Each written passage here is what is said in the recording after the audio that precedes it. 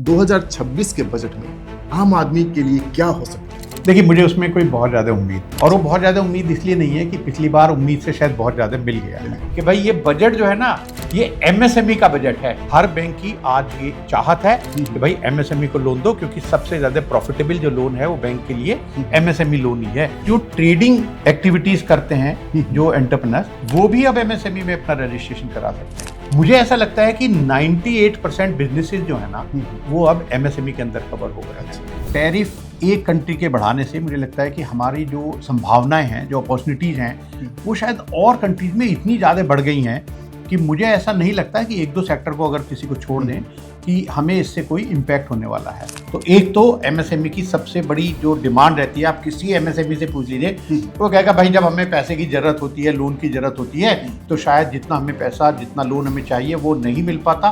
कृषि अगर भारत की अर्थव्यवस्था का आधार है तो एमएसएमई इसकी रीढ़ है।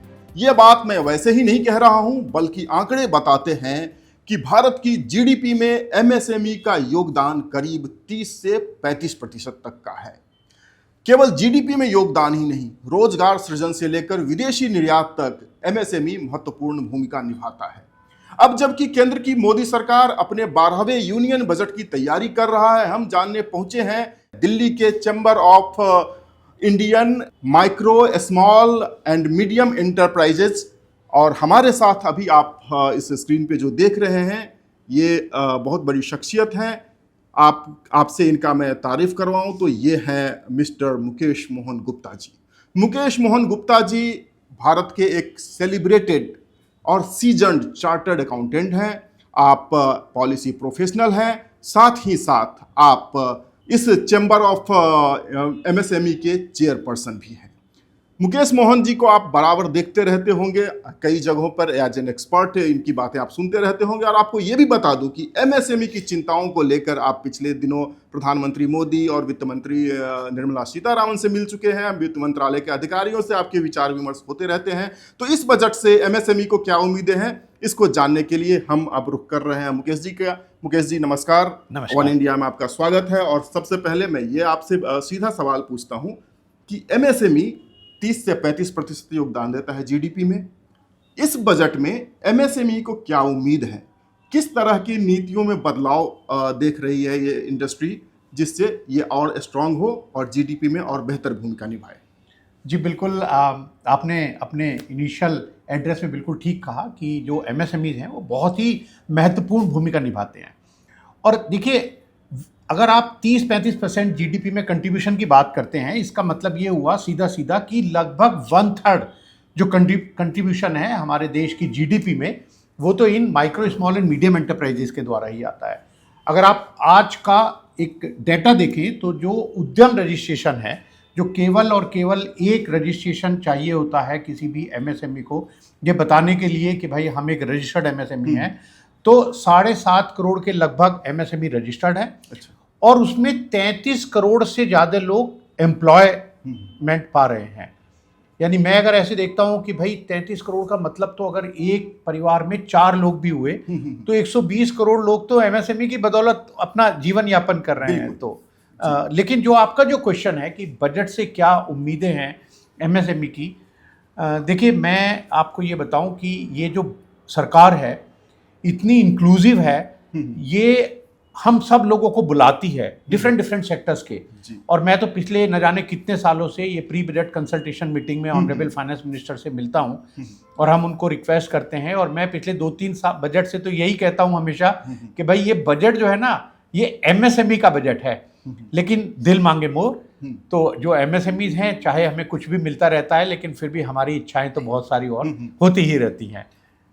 आप क्या चाहते हैं, इंडस्ट्री क्या चाह रही है इस बजट में, सरकार अपनी नीतियों में किस तरह का बदलाव करे ताकि एमएसएमई और स्ट्रांग हो सके? देखिए, एमएसएमई इतना इम्पोर्टेंट होने के बावजूद भी उनकी जो कुछ समस्याएं हैं, वो जो बहुत पहले, अगर आज से 10, 15, 20 साल पहले जो समस्याएं थी, आज भी जब हम एमएसएमई से बात करते हैं तो शायद वही समस्याएं वो आज भी बताते हैं। और उनमें खास समस्याएं क्या हैं जिनकी तरफ सरकार से हमारी हमेशा अपेक्षाएं रहती हैं। एक तो एमएसएमई को रहता है कि भाई हमें समय से और जितना हमें पैसा चाहिए लोन के रूप में या फिर आईपीओ के रूप में, इक्विटी के रूप में, वेंचर कैपिटल के रूप में, वो हमें पैसा मिल जाए। तो टाइमली एंड एडिक्वेट फाइनेंस और साथ में एट अफोर्डेबल रेट। तो एक तो एमएसएमई की सबसे बड़ी जो डिमांड रहती है, आप किसी एमएसएमई से पूछ लीजिए, वो कहेगा भाई जब हमें पैसे की ज़रूरत होती है, लोन की ज़रूरत होती है, तो शायद जितना हमें पैसा, जितना लोन हमें चाहिए वो नहीं मिल पाता, मिलता भी है तो समय से नहीं मिलता, समय से मिल जाता है तो हमें रेट ऑफ इंटरेस्ट ज़्यादा होता है। तो एक तो डिमांड ये है कि टाइमली और adequate finance at affordable rate पर मिले। दूसरा, मुझे लगता है कि एक और एमएसएमई की समस्या है, वो ये है कि जब वो अपना कोई प्रोडक्शन करते हैं, कोई सर्विस देते हैं, कोई सामान बेचते हैं, कोई सर्विस देते हैं, तो जो उनके कस्टमर हैं वो उनको समय से पैसा नहीं देते। और जब वो उनको समय से पैसा नहीं देते तो वो बेचारे इसीलिए शायद वो बार बार बैंक्स के चक्कर लगाते रहते हैं। सरकार ने इसमें बहुत सारे इनिशिएटिव लिए जिनके बारे में हम आगे बात कर सकते हैं। तो एक हमारी जो कुछ अपेक्षाएं हैं सरकार से, कुछ और भी हैं, काफ़ी कुछ हो गया है पर कुछ और भी हैं कि भाई जो समय से टाइमली पेमेंट मिल सके इन एमएसएमईज को अपनी कोई सर्विस या प्रोडक्ट जब बेचते हैं उसके बारे में। जो ये आप मुकेश जी जो बात कह रहे हैं, अगर टेक्निकल टर्म में इसको समझने की कोशिश करें तो आप क्रेडिट गैप की बात कर रहे हैं। जो एमएसएमई बाजार को अपना सामान देता है और इन्हें जब तक पैसे आते हैं वो समय बहुत मूल्यवान होता है, और इस वक्त में भी एमएसएमईज अपने लोन का इंटरेस्ट दे रही होती है, शायद मैं अगर सही समझ रहा हूँ तो। नहीं, जो क्रेडिट गैप की बात कर रहे हैं आप शायद बात कर रहे हैं कि जो सिडबी ने एक रिपोर्ट जो पब्लिश की थी कि 30 लाख करोड़ का क्रेडिट गैप है जी। वो जो क्रेडिट गैप है वो बात है कि बैंक से कितना लोन चाहिए एमएसएमईज को, डिमांड कितनी है और सप्लाई कितनी है लोन की, जितने भी बैंक फाइनेंशियल इंस्टीट्यूशन है। तो ये जो 30 लाख करोड़ की या जो भी अमाउंट है वो जरूर इस रिपोर्ट में कहा है, बट मैं उसके ऊपर कोई कमेंट नहीं कर सकता। लेकिन वो जो क्रेडिट गैप है वो क्रेडिट गैप की बात करते हैं केवल इसलिए कि जो लोन की जो रिक्वायरमेंट है, जो डिमांड और सप्लाई का गैप है उस 30 लाख करोड़ की। जो दूसरी मैंने समस्या बताई वो समस्या है डिलेड पेमेंट, कि हम जब अपना सामान बेच देते हैं उससे, उसमें भी बहुत सारी रिपोर्ट है, कोई कहते हैं 10 लाख करोड़ है, कोई कहते हैं 5 लाख करोड़ रुपए है। जो एक सरकार की एक पोर्टल है, मिनिस्ट्री ऑफ एमएसएमई ने समाधान पोर्टल एक बनाया है, उसमें कुछ और फिगर है। तो फिगर्स अलग अलग जगह पर अलग अलग है, लेकिन काफ़ी बड़ा अमाउंट जो है वो फंसा हुआ है इन एमएसएमईज का अपने कस्टमर्स पे, चाहे वो जो कस्टमर हैं, चाहे वो लार्ज कॉर्पोरेट हैं, वो कोई पीएसयूज हैं, वो गवर्नमेंट की मिनिस्ट्रीज हैं, या वो कोई दूसरा और ऐसा ही कोई एमएसएमई है जो उनसे सामान खरीदता है। क्योंकि अब एमएसएमई की जो डेफिनेशन है वो भी बहुत बड़ी हो गई, 500 करोड़ तक की टर्नओवर जो है वो एमएसएमई में कवर होती है। ये बहुत बड़ी बात आप बता रहे हैं, ये टेक्निकल टर्म है। हमारे आम दर्शक भी होते हैं जिन्हें हो सकता है एमएसएमई के बारे में सुनते रहते हैं, लेकिन एमएसएमई एग्जैक्टली होता क्या है। मुकेश जी बता रहे हैं जिन कंपनी का टर्नओवर 500 करोड़ से कम हो वो एमएसएमई होती है। तो देखिए, एमएसएमई का वैसे तो माइक्रो स्मॉल मीडियम एंटरप्राइजेस की अलग अलग जो डेफिनेशन है उसका क्राइटेरिया है, बट कुल मिला के एमएसएमई में कवर होने के लिए दो चीज़ों की अब जरूरत होती है। एक तो ये कि इन्वेस्टमेंट जो है वो प्लांट एंड मशीनरी में वो कितना है और टर्नओवर कितनी है। तो 125 करोड़ तक का अगर इन्वेस्टमेंट है प्लांट मशीनरी में और 500 करोड़ तक की टर्नओवर है तो आप एमएसएमई में कवर होंगे। मतलब यह कि अगर एक भी चीज इससे आगे बढ़ गई तो एमएसएमई से बाहर हो जाते हैं। बट इसी तरह माइक्रो का और स्मॉल का अलग अलग है क्राइटेरिया। माइक्रो का अलग है, स्मॉल का अलग है, मीडियम पर कुल मिला के 125 करोड़ तक का इन्वेस्टमेंट और 500 करोड़ तक की टर्नओवर अगर है तो आप एमएसएमई में अपना उद्यम रजिस्ट्रेशन ले सकते हैं। मुकेश जी, आपने तो एक लोन की समस्या बताई कि एमएसएमई को जो सबसे बड़ी मुश्किलें झेलनी पड़ती है वो लोन को लेकर है। दूसरी और क्या समस्या है जिससे एमएसएमई हर दिन दो चार होती है? तो देखिए, मैंने जैसे आपको बताया कि एक तो लोन हो गया, एक डिले पेमेंट एक दूसरी समस्या हो गई। इसके अलावा जो अवेयरनेस है वो एक और समस्या है बड़ी एमएसएमई की, कि उनको जितनी स्कीम्स हैं उन स्कीम्स के बारे में पता ही नहीं होता कि हमारे लिए सरकार कौन कौन सी स्कीम लेकर आ रही है। और ये केवल और केवल ministry of micro small and medium enterprises उनके लिए स्कीम नहीं लाते। बहुत सारी ऐसी मिनिस्ट्रीज, मैं कहूँगा जिस सरकार की जितनी भी सरकार की जो मिनिस्ट्रीज हैं, हर मिनिस्ट्री में कोई ना कोई ऐसी स्कीम है जो एमएसएमईज के लिए खास तौर से है। और ये अवेयरनेस की स्कीम को हमने कुछ कम करने के लिए, जो प्रॉब्लम है कि भाई लोगों को पता नहीं होता कि हमारे लिए क्या स्कीम है, हमने अभी एक बुक भी लॉन्च की है, MSMEs ऑफ डेवलप्ड इंडिया, हम इसको बोलते हैं, that it is an encyclopedia of all MSME schemes. और मुझे बड़ी खुशी है ये बताते हुए कि ये जो बुक है हमारी, इस बुक को अभी लॉन्च किया है हमारे देश के माननीय श्री पीयूष गोयल जी ने। मुकेश जी, आपने बताया कि एमएसएमई देश में करीब 33 करोड़ लोगों को रोजगार देती है, इसकी अद्भुत क्षमता है। लेकिन एमएसएमई और बेहतर रोजगार दे सके, क्योंकि अपने देश में जो समस्या है, सबसे बड़ी समस्या है यंग और स्किल्ड इंडिया की, वो है रोजगार की समस्या। तो एमएसएमई और बेटर एम्प्लॉयमेंट जनरेट कर सके, इसके लिए इस बजट में आप सरकार से क्या अपेक्षाएं रखते हैं? जी बिल्कुल, आपने बहुत अच्छा क्वेश्चन पूछा। और इसीलिए क्योंकि मैं हमेशा कहता हूँ कि ये जो गवर्नमेंट है बहुत इंक्लूसिव है, और मैं तो पिछले कई सालों से ऑनरेबल फाइनेंस मिनिस्टर जब बुलाते हैं प्री बजट कंसल्टेशन के लिए, तो हमको हर साल बुलाया जाता है एमएसएमई सेक्टर के लिए। इस बार भी हमने इस प्री बजट कंसल्टेशन मीटिंग में अपने सजेशन दिए जी। और बिल्कुल ठीक बात है। अगर एम्प्लॉयमेंट जनरेशन की जो बात करते हैं तो माइक्रो एंटरप्राइजेज जब स्मॉल में कन्वर्ट होंगी, स्मॉल मीडियम, और मीडियम जब लार्ज कॉर्पोरेट बनेंगे, और फिर ग्लोबल एंटरप्राइजेज बनेंगे। और हमने देखा है पास में जितने भी हमारे देश के लार्ज कॉर्पोरेट हैं वो कहीं ना कहीं कभी ना कभी एक माइक्रो एंटरप्राइजेज के रूप में ही शुरू हुए थे। तो मुझे लगता है कि जब ऐसा होगा कि ग्रोथ होगी तब ये एम्प्लॉयमेंट भी बढ़ेगा। और ये जो ग्रोथ है ना, ये ग्रोथ के लिए तो सबसे इंपॉर्टेंट है कि भाई इनको समय से टाइमली एंड एडिक्वेट फाइनेंस मिले इन एमएसएमईज के लिए। उनके लिए कुछ हमने सजेशन दिए। क्रेडिट गैप वाला जो है, क्रेडिट सिडबी गैप, की जो रिपोर्ट जी आई है। आप जो क्रेडिट गैप की बात कर रहे हैं, तो देखिए ये समस्या जो है ना पिछले बहुत सालों से डिस्कस होती आ रही है। जो फाइनेंशियल ईयर 2024-25 का बजट ऑनरेबल फाइनेंस मिनिस्टर ने जब प्रेजेंट किया था, तो उसमें उन्होंने एक बात बहुत ही इम्पॉर्टेंट कही थी। और उन्होंने कहा था कि देखिए अब जितने हमारे पब्लिक सेक्टर बैंक हैं वो अपना ही स्कोरिंग मॉडल बनाएंगे, अच्छा। Based on the digital footprint, और उसके बेस पर किसी बाहरी एजेंसी के ऊपर अब वो निर्भर नहीं रहेंगे। पर हमने देखा कि शायद वो अभी पूरी तरह से इम्प्लीमेंट नहीं हो पाया। हमारे देश के जो पब्लिक सेक्टर बैंक हैं, अधिकतर बैंक वो चाहते हैं कि कोई बाहर की कोई एजेंसी कोई स्कोर करके, कोई रैंक करके, कोई रेटिंग करके उनको दे दे, और भैया वो उसके बेस पर अपना डिसीजन काफ़ी कुछ निर्भर कर लें। इसमें एक जैसे है कि एक रैंकिंग होती है, एक सीएमआर रैंक के बारे में हम बात करते हैं, जो बहुत ही इम्पॉर्टेंट रोल प्ले करती है बैंक्स के द्वारा जब वो कोई क्रेडिट डिसीजन लेते हैं। और ये 1 से 10 के पैमाने पर है जी। और 1 से 4 अगर आपका रैंक आया तब तो कहते हैं कि भाई आपको लोन दे देंगे। 5-6 में कहते हैं बहुत सिक्योरिटी लाओ, बड़ी कंडीशन के साथ करेंगे। और फिर उसके बाद 6, 7, 8, 9, 10 के बाद तो टाटा बाय बाय है कि भैया अब आपको बैंक में एंट्री नहीं है, बस भैया बैंक से बाहर रहो, आप हमारे दरवाजे से आपको कोई लोन हम दे नहीं पाएंगे। मैं समझता हूँ ये जो कंसेप्ट है ये पूरी तरह से गलत है।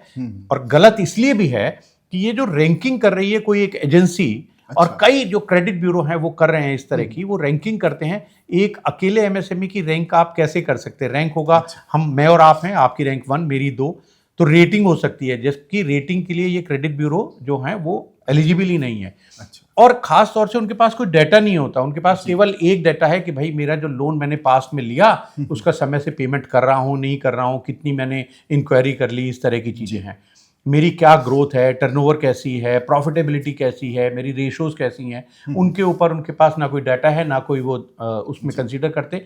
तो हमारा जो 2024-25 में बजट में जो ऑनरेबल फाइनेंस मिनिस्टर ने कहा था, तो हमारा एक बहुत ही ये स्ट्रॉन्ग एक रिकमेंडेशन है कि अब देखिए डिजिटल फुटप्रिंट का मतलब क्या है कि अब हमारा जीएसटी का आप लॉगिन पासवर्ड ले लीजिए, न जाने कितनी इन्फॉर्मेशन आपको मिल जाएंगी मेरे जीएसटी से। अच्छा। यानी आपको पता चल जाएगा कि भाई हमारी टर्नओवर क्या है, हम कंप्लायंट हैं या नहीं हैं, हमारे टॉप 10 कस्टमर कौन हैं, हमारे 10 टॉप बायर्स कौन हैं, हम एक ही जगह पर सीमित हैं या बहुत सारे हमारे भिन्न भिन्न तरह के हमारे कस्टमर हैं, कई राज्यों में हम सेल करते हैं नहीं करते हैं, और न जाने कितनी इन्फॉर्मेशन हमारी जीएसटी से मिल जाएगा। आप मेरा बैंक स्टेटमेंट ले लीजिए, आपको पता चल जाएगा कि भाई मेरी जो टर्नओवर है वो पूरी टर्नओवर बैंक के थ्रू रूट होती है या नहीं, कोई मेरे चेक डिसऑनर होते हैं या नहीं होते हैं, मैं समय से पेमेंट करता हूँ लोगों का या नहीं करता हूँ, मैं कोई डाइवर्ट करता हूँ फंड या नहीं। इस तरह के बहुत सारे डिजिटल फुटप्रिंट हैं, उसके बेस पर, बैलेंस शीट के बेस पर अब हमारी जो फंडिंग है वो नहीं होनी चाहिए।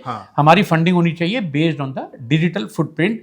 और ये ऑनलाइन होनी चाहिए। जो एक्चुअल बिजनेस है, जो एक्चुअल स्टेटस है, उस पर आप चाहते हैं कि एमएसएमई की रैंकिंग हो, न कि सिर्फ बैलेंस शीट और परसेप्शन के आधार पर। मतलब वो बैलेंस शीट पे भी नहीं हो रही है, जो रैंकिंग कर रहे हैं जो आउटसाइड एजेंसी, इनकी मुझे लगता है कि कोई जरूरत नहीं है। बैंक अपने आप में पूरी तरह से सक्षम है कि वो अपने आप ये डिजिटल फुटप्रिंट के बेस पर अपना एक बना सकते हैं स्कोरिंग मॉडल।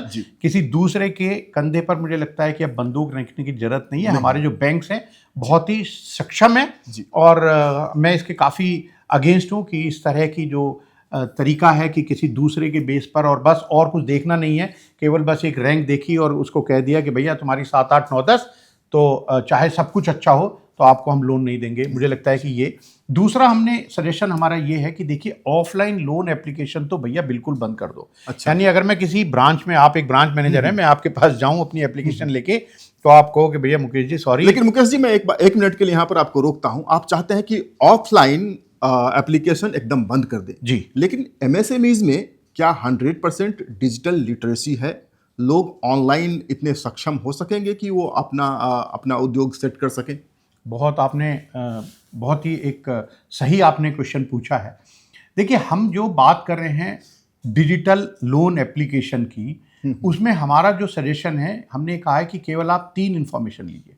और आज आप देखते हैं कि हमारे देश में कितने मोबाइल फ़ोन हैं, और मैं समझता हूँ कि ये कोई ठेला लगा रहा है, वो भी आज, कभी एक ज़माने में कहा करते थे, ये सदन में भी बात हुई कि भैया ये जो यूपीआई है, ये ऑनलाइन डिजिटल पेमेंट है, ये कैसे लेंगे यार, ये ठेले वाले, चाट वाले, फल की सब्जी दुकानदार वाले जो ठेला वेला लगा रहे हो कैसे लेंगे, मोची कैसे लेगा।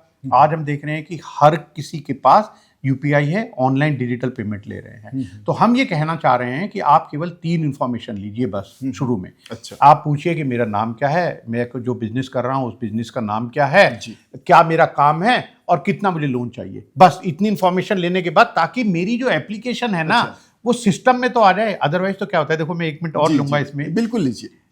क्या होता है कि जैसे आप ब्रांच मैनेजर है, मैं आपके पास गया अपनी एप्लीकेशन लेने के बाद, आप हो सकता है बहुत अच्छे पॉजिटिव माइंड से बैठे हो, आप हो सकता है कि कहीं से कुछ लड़ झगड़ के आ रहे हो, या आपके पास और बहुत प्रेशर है, तो हो सकता है घर से बीवी ने डांट दिया हो, जो हमेशा डांटती रहती हैं, तो या किसी बॉस से झगड़ा हो गया हो और आपने कहा कि यार आज तो मुझे कुछ काम करना नहीं है, तो आपने मना कर दिया कि यार आज मेरे से बात मत करो। आज किसी दिन आपके पास लोन ऑफिसर नहीं है, किसी दिन आप ऑडिट में बिजी हैं, किसी दिन आप किसी और समस्या में हैं, तो 1-2 महीना, और आप जब लोन का बताते हैं 15-20 दिन, 1 महीना, 2 महीने बाद कि भाई मैं नहीं करूंगा, आप इसलिए नहीं करेंगे कि आपको लगता है कि यार इस बोरोवर की शक्ल जो है ना शाहरुख खान से नहीं मिलती, यार इसको मैं नहीं करता। आप कौन होते हैं ब्रांच मैनेजर, जिसकी पावर अगर 10 लाख रुपए सैंक्शन की है, आप मेरे 2 करोड़ के लोन प्रपोजल को रिजेक्ट करने की पावर नहीं है। तो हमारा कहना केवल इतना है कि जो टॉप मैनेजमेंट है, देखिए मैं तो बैंक के बोर्ड पे इंडिपेंडेंट डायरेक्टर भी रह चुका हूं, टॉप मैनेजमेंट में मुझे पता है कि हर बैंक की आज ये चाहत है कि भाई एमएसएमई को लोन दो, क्योंकि सबसे ज्यादा प्रॉफिटेबल जो लोन है वो बैंक के लिए एमएसएमई लोन ही है। तो वो जो सिस्टम में ही मेरी एप्लीकेशन नहीं जा पाती, तो हम कह रहे हैं कि अगर आप कह रहे हैं कि सब डिजिटली लिटरेट नहीं है, 2-3 इंफॉर्मेशन ले ले, बाकी फिर उसको बैंक खुद कांटेक्ट करे, बताए, पूछे कि ये डॉक्यूमेंट और दो। लेकिन बातचीत बहुत आप शानदार कर रहे हैं मुकेश जी, और आपने जो बात बताई है, क्या ये इश्यूज अभी भी होते हैं? बैंक्स किसी एमएसएमईज के लोन को लटकाते हैं, या फिर ये जो व्यवहारिक समस्याएं हैं, are they really happening even now?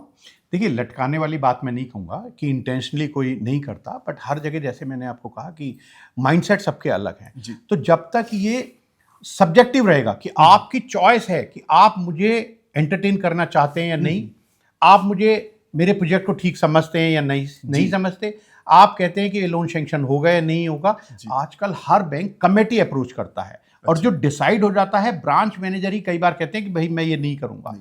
अगर मना करना है, मैं ये नहीं कह रहा कि आप हर लोन को सैंक्शन करिए, ये बिल्कुल पब्लिक मनी है, बहुत अच्छी तरह से ड्यू डिलिजेंस करके कोई भी डिसीजन लेना चाहिए, लेकिन जो डिसीजन हो वो ऐसा डिसीजन हो कि क्विक हो और साथ में उसका कोई लॉजिकल हो। मतलब ऐसा हो कि अगर आप मना करें तो आप मुझे लिख के दें कि मैं आपका लोन क्यों सैंक्शन नहीं करना चाहता, लेकिन जब ऑफलाइन होता है तो वहीं से मना कर देते हैं। मैं कैसे कहूंगा आपको कि सारा आप लिख के दो, आप कहते हैं नहीं यार मैं तुम्हारी एप्लीकेशन ही नहीं लेता। ये बहुत बड़ी बात आप कह रहे हैं, और ये बहुत बड़ा सुधार भी होगा मेरे ख्याल से। मुकेश जी, सरकार, आप भी कह रहे हैं कि बहुत सारी उन्होंने नीतियों में बदलाव की है, सिंगल विंडो क्लियरेंस वगैरह वगैरह, क्या सारी चीज़ें की गई है। एमएसएमईज के भले के लिए इस सरकार ने पिछले 11 सालों में जो काम किए हैं उनमें से कुछ महत्वपूर्ण एक दो बात आप जो बताना चाहें। हो सकता है कि जो छोटे उद्यमी हैं उनको जानकारी भी नहीं हो, वो भी फ़ायदा उठा सकते हैं, या जो एंटरप्रेन्योर अभी सोच रहे हैं एंटरप्रेन्योरशिप शुरू करने की, उनको भी मदद मिल सकती है। इतना ये जो आपका जो प्रोग्राम है ना, ये मुझे लगता है कि फिर आप मुझे 3-4 घंटे देने होंगे, लेकिन मैं कुछ कुछ खास स्कीम चलिए बता देता हूँ, क्योंकि सरकार ने बहुत सारी जो ऐसी स्कीम्स लेकर आई हैं जो एमएसएमई स्टार्टअप के लिए फ़ायदे की हैं। बट मैं कुछ खास ऐसी बताता हूँ जो आपके दर्शकों के लिए शायद बहुत काम की होंगी। देखिए, एक तो जैसे मुद्रा लोन है, पहले वो 10 लाख रुपए तक था, अब उसकी जो लिमिट है बढ़ाकर 20 लाख रुपए कर दी गई है। बट उसमें कंडीशन यही है कि भैया जो पहले पैसा लिया है वो वापस ज़रूर कर देना। तो वहाँ कोई कोलेटरल सिक्योरिटी की ज़रूरत नहीं होती। इसके अलावा एक और बहुत ही इंपॉर्टेंट स्कीम जो credit guarantee scheme for micro and small enterprises है, उसमें ये हुआ है आपकी उसकी लिमिट बढ़ाकर 10 करोड़ कर दी गई है। वैसे हमने तो सरकार से कहा है कि इसको और बढ़ा दीजिए, क्योंकि जैसे मैंने आपको कहा कि भाई दिल मांगे मोर। एक स्टार्टअप के लिए इसकी स्कीम है जिसकी बहुत ही कम जानकारी शायद अभी लोगों को है, credit guarantee scheme for startup. तो स्टार्टअप को सरकार कह रही है कि आपको तो हम 20 करोड़ तक के लोन की गारंटी दे देंगे, यानी स्टार्टअप को 20 करोड़ जी, बिना किसी कोलेटरल सिक्योरिटी के। एमएसएमई को 10 करोड़ तक और स्टार्टअप को 20 करोड़ तक का लोन बिना किसी सिक्योरिटी के। तो मोदी जी ने जैसे कहा था कि लोन तुम लो, गारंटी मैं दूंगा, तो उसको उन्होंने बिल्कुल इम्प्लीमेंट करके दिखाया है। और तो बल्कि सरकार से हम कह रहे हैं कि 10 करोड़ को जो एमएसएमईज को कोलेटरल फ्री मिलता है उसको भी स्टार्टअप की श्रेणी में लाकर, क्योंकि जितने भी एमएसएमईज हैं वो 10 साल तक तो स्टार्टअप ही रहते हैं, अगर वो प्राइवेट लिमिटेड कंपनी, एलएलपी या पार्टनरशिप फर्म के रूप में अपना बिजनेस कर रहे हैं। तो ये एक बहुत ही इंपॉर्टेंट स्कीम है। इसके अलावा जो डिले पेमेंट के मैंने आपको बताया, उसके लिए सरकार लेकर आई थी एक इनकम टैक्स एक्ट में 43BH, जहाँ उन्होंने कहा कि भाई अगर सरकार या कोई भी बायर अगर एमएसएमईज का पैसा समय से नहीं देंगे, 45 दिन की जो लिमिट है और 31 मार्च को जो आउटस्टैंडिंग रह गया 45 डेज से ज़्यादा है, तो भैया वो आपका इनकम में जुड़ जाएगा, यानी खर्चों में से घटाएंगे नहीं। तो 30% तो पहले सरकार को दे दो, और जब उसके बाद जिस समय दोगे तब देखेंगे आपको उसका कैसे फ़ायदा मिल सकता है खर्चों में डालने के लिए। इस तरह की न जाने कितनी स्कीम्स हैं। जैसे और मैं आपको बताता हूँ, आपको इंटेलेक्चुअल प्रॉपर्टी राइट में कोई ट्रेडमार्क पेटेंट चाहिए, कोई जीआई का कोई रजिस्ट्रेशन चाहिए, सरकार कह रही है कि भैया ले लो, हमसे के लिए फ्री है। फ्री नहीं, उसमें आप समझिए कि रियम्बर्समेंट है। मतलब अगर सरकार 4,500 रुपये फीस लेती है, फीस भी 50% कर दी, 4,500 रुपये कहा सरकार ने कि आप हमें जो गवर्नमेंट फीस है वो दो, लेकिन 10,000 रुपये का रियम्बर्समेंट ले लो, यानी वो 4,500 तो ले ही लो आप, साथ में 5,500 रुपये तक और आप अपने भैया एडवोकेट को देके आओगे ना, कंसल्टेंट, उनकी फीस ले लो। फॉरेन पेटेंट में 5 लाख रुपए तक ले लो। और इसके लिए सरकार ने, ministry of micro small and medium enterprise ने हमको, यानी chamber of Indian micro small and medium enterprises को एक IPFC का दर्जा दिया है, यानी ये जो रियम्बर्समेंट है अब हम कर सकते हैं सरकार के बिहाफ पर। तो इस तरह की और मैं बताता हूँ आपको, जैसे सरकार ने कहा कि भाई जो माइक्रो एंड स्मॉल एंटरप्राइजेज हैं, उन्होंने कहा कि भाई हमने सामान बना लिया, लोन मिल गया, सब कुछ हो गया, लेकिन हम इसको बेचे कहाँ? सरकार ने कहा तुम बनाओ, हम खरीदेंगे आपसे। बहुत अच्छी बात है। आप बात कर रहे हैं पब्लिक प्रोक्योरमेंट पॉलिसी की। जी, पब्लिक प्रोक्योरमेंट पॉलिसी में एमएसएमईज के लिए आप क्या हिस्सेदारी देखना चाहते हैं? देखिए, इसमें बहुत अच्छा काम कर रहा है, ऑलरेडी बहुत अच्छा काम चल रहा है इसमें। और जैम भी इसमें एक गवर्नमेंट ई मार्केट प्लेस, वो भी बहुत ही इंपॉर्टेंट भूमिका निभा रहा है। और अभी तो देखिए क्या है कि ये जो करप्शन था वो सब जैम के आने से बिल्कुल एकदम समझिए कि ख़त्म हो गया है, बिल्कुल ट्रांसपेरेंट सिस्टम है। और 25% की जो लिमिट है, सरकार ने कहा खरीदना पड़ेगा।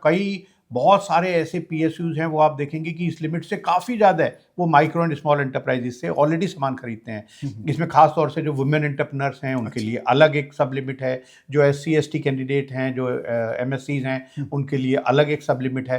तो मैं समझता हूँ ये पब्लिक प्रोक्योरमेंट पॉलिसी बहुत ही इंपॉर्टेंट रोल प्ले कर रही है, क्योंकि सरकार उनसे कह रही है कि भैया और सब मदद तो दे ही रहे हैं, सामान भी तुमसे खरीदेंगे हम। अभी MSME का कितना % प्रोक्योरमेंट कर रही है गवर्नमेंट? नहीं, अलग अलग है। देखिए, ये गवर्नमेंट में ना क्या ओवरऑल अगर एक एवरेज निकाले बट मैंने आपको बता दिया कि 25% से ज़्यादा ही है ये। 25% से ज़्यादा जी है। जी। और आपकी क्या उम्मीद है, गवर्नमेंट इस बजट में कुछ ऐसी पॉलिसी लाए, बदलाव कर दे कि MSME का 50% प्रोडक्ट हम प्रोक्योर करेंगे? देखिए, मुझे लगता है कि वो शायद आपकी बात ठीक है, क्योंकि अब जो लिमिट है वो भी बढ़ा दी गई है। पहले ये लिमिट बहुत जो डेफिनेशन की जिसकी मैं बात कर रहा हूँ जी। कि 500 करोड़ की टर्नओवर की जो बात की जा रही है या 125 करोड़ का इन्वेस्टमेंट है, तो मुझे ऐसा लगता है कि 98% बिजनेसेस जो है ना वो अब एमएसएमई के अंदर कवर हो गए हैं। अच्छा। तो इसमें हम ये और चाहते हैं कि ये जो अभी पब्लिक प्रोक्योरमेंट पॉलिसी है वो केवल है माइक्रो एंड स्मॉल एंटरप्राइजेस के लिए। अच्छा। यानी मीडियम एंटरप्राइजेस के लिए कोई भी स्कीम मुझे ऐसी दिखाई नहीं देती। मिनिस्ट्री का नाम जरूर है ministry of micro small and medium enterprises, लेकिन जो स्कीम्स जितनी भी हैं, चाहे हम ये CDTMSC की बात कर रहे थे या पब्लिक प्रोक्योरमेंट की बात करें, वो सब माइक्रो एंड स्मॉल एंटरप्राइजेस के लिए। तो अगर ये मीडियम भी उसमें ले आए तो मैं समझता हूँ कि आपकी जो 50% की जो ये आपका एक नहीं, मेरी नहीं मैं पूछा था, आपकी उम्मीद है? नहीं, आपका जो क्वेश्चन है ये मुझे लगता है कि बहुत सही, ये डिमांड हो जाएगी हमारी 50%, और हो सकता है कि 50% से ज़्यादा भी हो जाए अगर ये MSMEs को कवर कर लिया जाए। अच्छा सर, MSMEs का सबसे ज़्यादा दबदबा, सबसे ज़्यादा बोलबाला किस सेक्टर में है? Manufacturing, IT, services, health, whatever, किस सेक्टर में है? देखिए, इसमें ना सर्विस सेक्टर में जो MSMEs हैं उनकी ज़्यादा भूमिका है, और सरकार बहुत चाह रही है कि जो मैन्युफैक्चरिंग सेक्टर है उसमें भी काफ़ी आप देखिए कि मेक इन इंडिया है, PLI स्कीम्स हैं, उसके द्वारा सरकार का भी ये एक इच्छा है कि जो मैन्युफैक्चरिंग सेक्टर है उसमें भी काफ़ी आगे आए जो MSMEs है, चाहे वो डिफेंस सेक्टर हो या कोई और सेक्टर हो। लेकिन अभी का जो है, जो आप 30% की बात कर रहे थे GDP में, तो उसमें अगर देखा जाए तो लगभग 8% के करीब मैन्युफैक्चरिंग सेक्टर और 22% के करीब सर्विस सेक्टर का कंट्रीब्यूशन है। तो आपके सवाल का जवाब ये है कि अभी आज के दौर में सर्विस सेक्टर में जो micro small and medium enterprises का दबदबा थोड़ा ज़्यादा है एज कम्पेयर टू मैन्युफैक्चरिंग। अच्छा। और अब तो सरकार ने एक और कह दिया, उन्होंने कहा कि भाई जो ट्रेडिंग एक्टिविटीज़ करते हैं जो एंटरप्रेन्योर्स, वो भी अब MSME में अपना रजिस्ट्रेशन करा सकते हैं। उनको बेनिफिट बस एक ही मिल रहा है कि उनका जो लोन है वो प्रायोरिटी सेक्टर में क्लासीफाई होगा, ताकि उनको जो लोन का जो इंटरेस्ट रेट है वो कम ब्याज पर उनको लोन ये मिल सकता है। एक बात और मुकेश जी, अगर हम बात करें फॉरेन एक्सपोर्ट की, तो आंकड़े बताते हैं कि MSMEs का यहाँ भी बहुत हेफ्टी कंट्रीब्यूशन है, लगभग 45%। भारत से जो विदेशी निर्यात होते हैं उसका 45% MSMEs से आता है। हाल के दिनों में US ने काफ़ी सारे टैरिफ बढ़ाए हैं इंडियन प्रोडक्ट्स पे। क्या US की टैरिफ की वजह से MSMEs के जो एक्सपोर्ट्स हैं वो भी प्रभावित हुए हैं? देखिए, मुझे लगता है कि ये एक ऐसा चीज़ हो गया है कि इस टैरिफ एक कंट्री के बढ़ाने से मुझे लगता है कि हमारी जो संभावनाएं हैं, जो अपॉर्चुनिटीज़ हैं, वो शायद और कंट्रीज में इतनी ज़्यादा बढ़ गई हैं कि मुझे ऐसा नहीं लगता है कि एक दो सेक्टर को अगर किसी को छोड़ दें कि हमें इससे कोई इम्पैक्ट होने वाला है। अच्छा। और अमेरिका में जो हो रहा है, जो कर रहे हैं, उसके ऊपर मैं ज़्यादा कमेंट शायद नहीं करना चाहूँगा। वो पता नहीं सुबह क्या सोचते हैं, शाम को क्या सोचते हैं, रात को दोपहर को क्या सोचते हैं, सुबह उठ के उनको क्या ख्वाब आते हैं, क्या करते हैं। लेकिन मुझे ऐसा लगता है कि जो भारत सरकार है, अगर कुछ इम्पैक्ट आ भी रहा है MSMEs के ऊपर, तो उसके लिए पूरी तरह से वो सजग हैं। और अभी रिसेंटली एक्सपोर्ट के लिए एक और स्पेशल स्कीम लेकर आए हैं, वो credit guarantee scheme for exporters. अच्छा। तो अब सरकार ने कहा कि भाई कोई बात नहीं, अगर आपको कुछ और करना है एक्सपोर्ट के लिए तो हम आपको और लोन देने के लिए तैयार हैं और बिना किसी गारंटी के लिए देने के लिए तैयार है। पर मुझे लगता है कि हमारे पास इतनी अपॉर्चुनिटीज हैं और भी देशों की कि हमें जो एक्सपोर्ट है वो इन टैरिफ वैरिफ से कम ना होकर, बल्कि मुझे पूरी उम्मीद है कि ये बढ़ेगा। लेकिन अभी कुछ फर्क पड़ा है कुछ सेक्टर में, जैसे मैंने आपसे कहा कि कुछ सेक्टर में पड़ता है, लेकिन क्योंकि हमें नए कस्टमर जो हैं वो ढूंढने में थोड़ा तो समय लगेगा, और ये जो एक्सपोर्ट है ये ट्रस्ट भी उसमें बड़ा इंपॉर्टेंट होता है, तो कुछ हमें नए कस्टमर्स ढूंढने में थोड़ा समय लगेगा। यहीं से एक और सवाल लेते हैं आपसे। US की टैरिफ की वजह से जो आपका एक्सपोर्ट है, मैंने जैसा कि बताया कि 45% तक एक्सपोर्ट होता है MSMEs का, आप इस बजट से क्या उम्मीद रखते हैं? MSMEs के एक्सपोर्ट को और मोटिवेट करने के लिए और प्रोत्साहित करने के लिए सरकार से किस तरह के नीतियों में बदलाव की उम्मीद है? नहीं, जैसे मैंने आपसे कहा कि सरकार ने पहले ही हमें काफ़ी, देखिए बहुत सारे अभी FTA हो रहे हैं, सरकार कर रही है, यूरोपियन यूनियन। यस। तो अभी ये मुझे लगता है कि ये बजट के ऊपर कोई डिपेंडेंट नहीं है। जहाँ तक एक्सपोर्ट की बात है तो ऐसा नहीं है कि कोई बजट में ऐसा कुछ चीज़ आ जाए।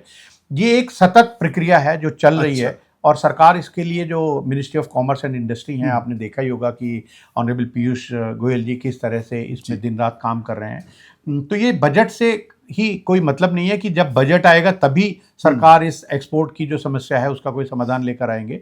ये लगातार चल रही है और तेजी से चल रहा है इसमें काम। तो इसमें मुझे ऐसा नहीं लगता कि सरकार इस बारे में चिंतित नहीं है और इसमें कुछ काम वो पूरी तरह से नहीं कर रहे हैं। सरकार पर आपको पूरा भरोसा है, सरकार अपना काम करेगी और जो एमएसएमई के एक्सपोर्ट की चिंताएं हैं उसको भी दूर करेगी सरकार। और आप बता रहे हैं बजट पर इसकी निर्भरता नहीं है, एक सतत प्रक्रिया ये होती रहती है। एक दो चीज़ मैं और बताना चाहूँगा जो हमने एक सजेशंस और भी दिए हैं। देखिए जो एमएसएमई है ना उनको, और ख़ास तौर से माइक्रो एंड स्मॉल एंटरप्राइजेज, और अगर जो हमने आपको बताया कि भाई लगभग 7.5 करोड़ उद्यम रजिस्ट्रेशन मिल गए हैं, डेटा ये कहता है कि 98% उसमें से माइक्रो एंटरप्राइजेज हैं। अच्छा, स्मॉल भी नहीं, 98% उसमें माइक्रो एंटरप्राइजेज हैं। तो ये जो माइक्रो एंटरप्राइजेज हैं इनको बहुत सारी चीज़ें पता नहीं होता, कंप्लायंस इनके लिए कुछ कम होने चाहिए।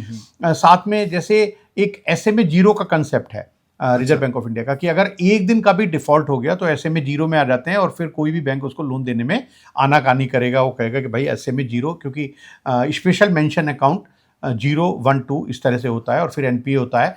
तो ये हमने ये भी एक सजेशन दिया है कि भाई कम से कम माइक्रो एंटरप्राइजेस के लिए एसएमए जीरो का कंसेप्ट हटा दो, या उसको उनको कोई नेगेटिव इम्पैक्ट नहीं पड़ना चाहिए। इसके अलावा जैसे एक इंसॉल्वेंसी बैंकरप्सी कोड है, उसमें हमने कहा है कि वो बहुत ही इंपॉर्टेंट भूमिका निभा रहा था रिकवरी के लिए हमारा, लेकिन उसकी जो लिमिट है, थ्रेशोल्ड लिमिट है, वो सडनली 1 लाख से बढ़ाकर 1 करोड़ कर दी गई। तो हम चाहते हैं कि उसकी लिमिट को कम से कम माइक्रो एंड स्मॉल एंटरप्राइजेस के लिए 10 लाख रुपए से ज़्यादा का अगर उनका कोई ड्यू हो तो वो एनसीएलटी के थ्रू भी जा सकते हैं। तो देखिए, एक तो ये जैसे मैंने आपसे कहा कि जो इंसॉल्वेंसी एंड बैंकरप्सी कोड है, इसमें जो ऐसे थ्रेशोल्ड लिमिट 1 लाख रुपए से एकदम बढ़ाकर 1 करोड़ कर दी गई। और ये जो एमएसएमईज है, और खासतौर से जैसे मैंने आपसे कहा कि भाई 98% जो है वो तो बिजनेस कर रहे हैं माइक्रो एंटरप्राइजेस के रूप में, तो उनका 1 करोड़ से ज़्यादा का किसी एक कस्टमर्स के ऊपर नॉर्मली सामान्यतः ऐसा कोई आउटस्टैंडिंग नहीं रहता, तो इसमें 10 लाख की लिमिट कर दी जाए। इसके अलावा एमएसएमई की एक और बहुत बड़ी समस्या है, जब ये डिलेड पेमेंट की हम बात करते हैं, तो मैंने अगर आपको 1 लाख रुपए का माल बेच दिया तो 18 रुपये सरकार कहती है कि भाई जीएसटी बना, और जीएसटी फटाफट जमा कर दो आप अगले महीने से पहले। तो हम 1 लाख रुपए पर 18,000 रुपये में जीएसटी भी भराता हूँ, जो मेरी कोई रेस्पॉन्सिबिलिटी नहीं है। मेरी रेस्पॉन्सिबिलिटी तो डायरेक्ट टैक्स की है, ये तो बायर को देना होता है जीएसटी, लेकिन वो भी मुझे जमा करना होता है। और कई बार हमने देखा ऐसा होता है कि मेरा वो जो 1 लाख है वो तो आता ही नहीं है, ये 18,000 भी चला गया। तो हम ये कह रहे हैं कि इस पर एक रिवर्स चार्ज मैकेनिज्म कर दिया जाए माइक्रो एंड स्मॉल एंटरप्राइजेस के लिए, खास तौर से कि भाई मैं जब आपको बिल दूं तो जो जीएसटी बनता है वो जीएसटी आप जमा कर दीजिए, सरकार को तो टैक्स चाहिए ना। तो और वो रेस्पॉन्सिबिलिटी जो है वो बायर की है, तो बायर उसको जमा कर दे 18,000। तो 2 फायदे होंगे उससे, एक तो मेरी जो ये अननेसेसरी कॉस्ट पड़ रही है वो कम हो जाएगी, खत्म हो जाएगी, और दूसरा अगर आपने उसमें टैक्स भर दिया तो आप उस बिल को एक्सेप्ट भी कर ले रहे हैं एक तरह से, है ना। तो आपको माल चाहिए तो भाई आप माल लीजिए, आप जीएसटी का पेमेंट आप कर दीजिएगा। तो ये हमारी एक सजेशन है कि ये डिमांड है इस बार। जी जी जी। और मुकेश जी, एक बात और आपसे जानेंगे यहाँ पे, टैक्स को लेकर के एमएसएमईज को एक बहुत बड़ी धारणा है कि एमएसएमईज को टैक्स नहीं भरना पड़ता है। आपने जीएसटी की बात की है, इसलिए ये प्रश्न यहाँ पर लाजमी हो जाता है। एमएसएमईज को टैक्स नहीं भरना पड़ता है, एमएसएमईज को टैक्स कम भरना पड़ता है, एमएसएमईज को टैक्स में रिलीफ मिलता है। आपसे समझना चाहेंगे कि एमएसएमईज पर किस तरह का और कैसा टैक्स लोड है, और इस बजट में आपकी वित्त मंत्री से क्या उम्मीद होगी? तो ये तो आपने मुझे मेरी ज्ञान चक्षु में खोल दिया आपने, ये कह के कि भाई एमएसएमई टैक्स ही नहीं देते। जो एमएसएमईज हैं उनको कोई टैक्स में कोई राहत नहीं है साहब अभी। अच्छा। जो भी किसी बिजनेस के लिए जो टैक्स स्लैब है वो टैक्स स्लैब होते हैं, उसी तरह से जो एमएसएमईज हैं उनको इनकम टैक्स देना होता है। पर ये क्वेश्चन आपका बहुत अच्छा है, और अच्छा इसलिए क्योंकि हमने इसमें एक बहुत ही महत्वपूर्ण सुझाव दिया है।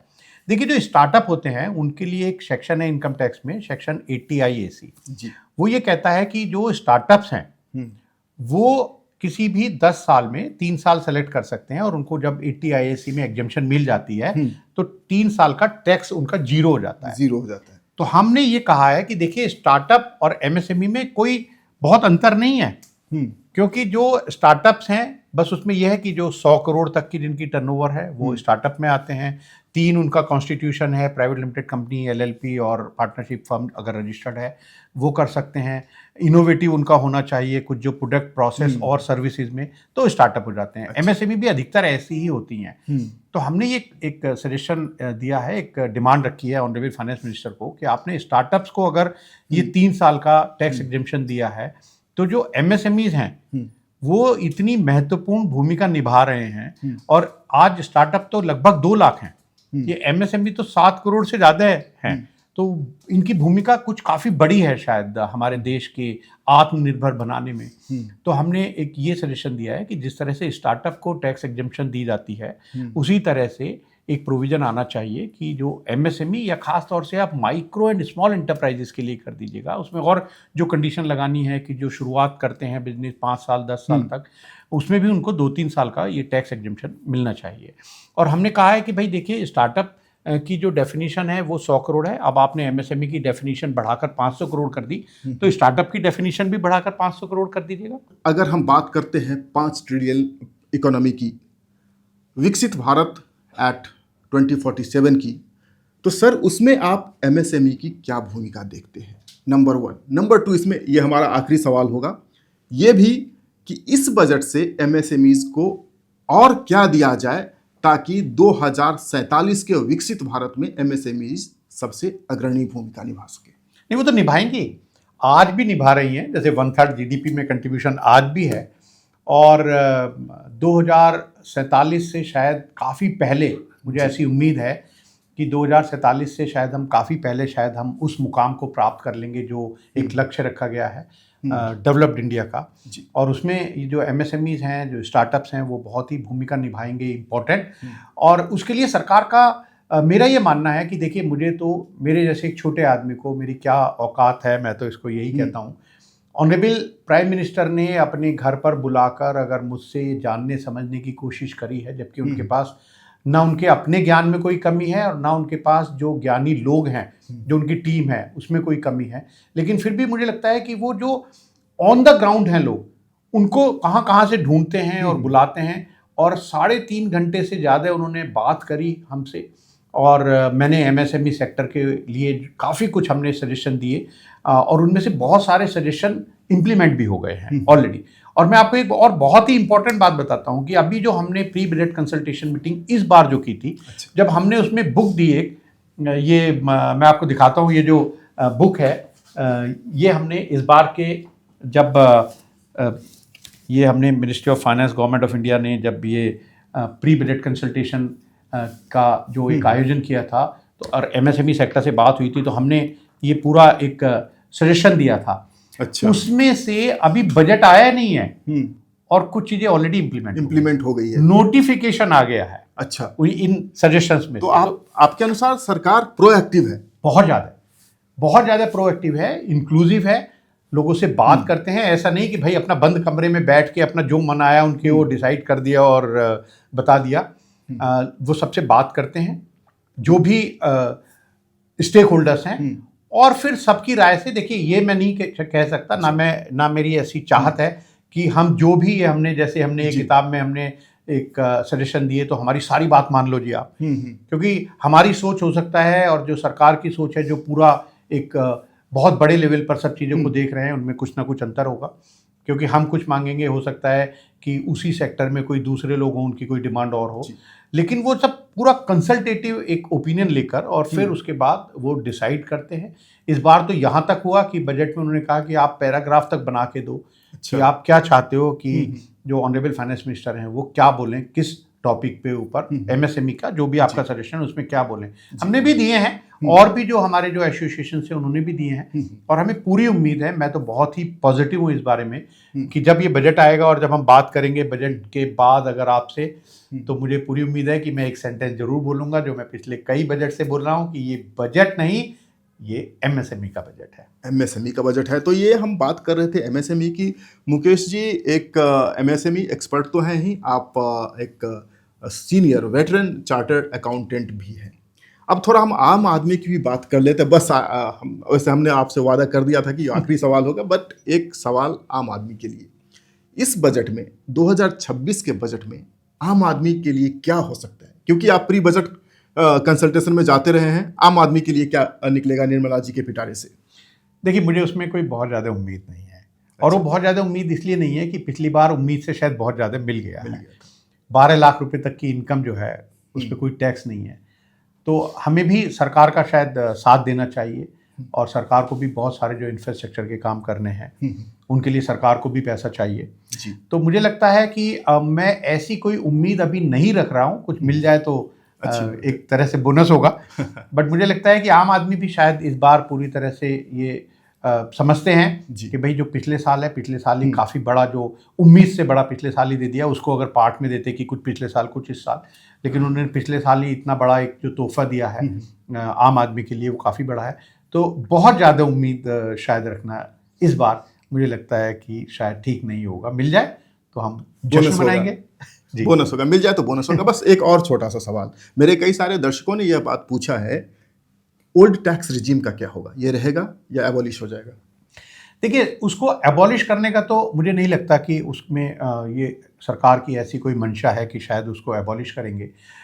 ये अपनी मौत अपना आप ही मर जाए तो अच्छा है। देखिए, बहुत सारे, जैसे पहले क्या होता था कि आपने कोई LIC पॉलिसी ली या कोई और ऐसा इन्वेस्टमेंट किया, वो 10-15 साल का उसमें आपने टर्म रखा है, तो वो बीच में उसको ब्रेक करना एकदम शायद मुश्किल होगा। लेकिन जब फ़ायदे आपको नए जो टैक्स रिजीम है उसमें ज़्यादा मिलने लगेंगे, तो 75% से ज़्यादा मुझे लगता है कि शायद, अगर मेरा जो जानकारी सही है, तो ऑलरेडी लोग कन्वर्ट हो चुके हैं नए टैक्स रिजीम में। तो मुझे लगता है कि शायद उसको ऐसे एबॉलिश अगर सरकार ना भी करे, तो धीरे धीरे जब सब लोग हम कन्वर्ट हो जाएंगे नए टैक्स रिजीम में, तो वो अपने आप ही अपनी मौत अपना आप ही शायद मर जाए।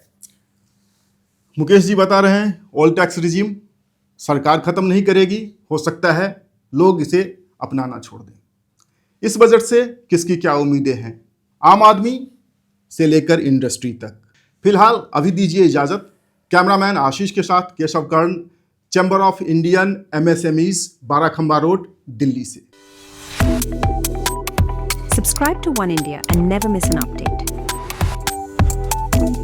Download the One India app now.